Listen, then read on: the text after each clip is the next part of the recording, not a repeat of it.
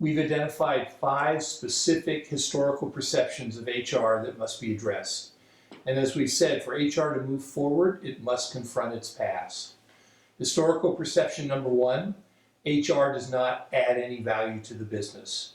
And that's interesting because when you look at research from McKinsey as well as Jim Collins, it says exactly the opposite. When you take a look at the work from James Heskett from Harvard, who's examined the importance of customer loyalty to business results, but what really is critical to customer loyalty is employee engagement. So again, strong talent practices can lead to improved business results. And over 2 decades of research in employee engagement say the same thing. When HR works well, it leads to better business results. Historical perception number 2, HR is siloed and too inwardly focused.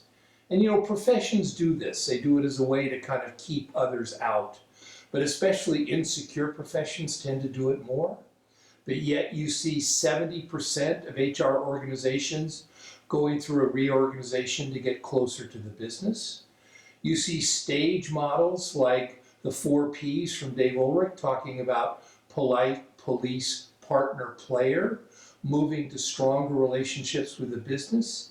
And you see a number of outstanding chief human resource officers coming from other disciplines so that they're really breaking out of silos and trying to get closer to the business as we speak. Perception number 3, HR is a weak discipline with poor tools. In fact, HR has a number of important tools and templates to guide decisions about how to strengthen the use of talent and optimize success, and moving away from things like making decisions based on fad and convenience to more strategic logic. In fact, we have a whole video in this series related to HR tools that can really make a difference and drive the business forward. Perception number 4, HR measures are too soft and subjective. And in fact, human resources is behind other functions like marketing and operations and using analytics to improve business, but that's changing rapidly. And you see organizations like Google and Procter and Gamble and a number of organizations that use data to drive business results by making better decisions about what works and how to leverage it and what are some possible risks to avoid.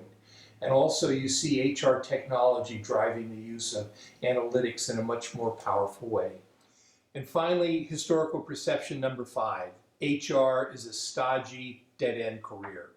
We've all heard those words. Let me read you some words from somebody who knows about this very, very intimately. Laszlo Bock, who's the Vice President of People Operations at Google, when he decided to go into HR, a lot of his colleagues questioned him, saying, why are you doing this? You could perhaps have much more of an impact in another profession. Let me read you what he said. Far from being professional suicide, my time at Google has been a whitewater ride of experimentation and creation. Sometimes exhausting, sometimes frustrating, but always surging forward to create an environment of purpose, freedom, and creativity. That hardly seems like a stodgy, dead-end career. So again, we must look at these 5 perceptions, these 5 historical perceptions, and challenge them in terms of the current evidence that we have so that HR can move forward and achieve its purpose of driving business results.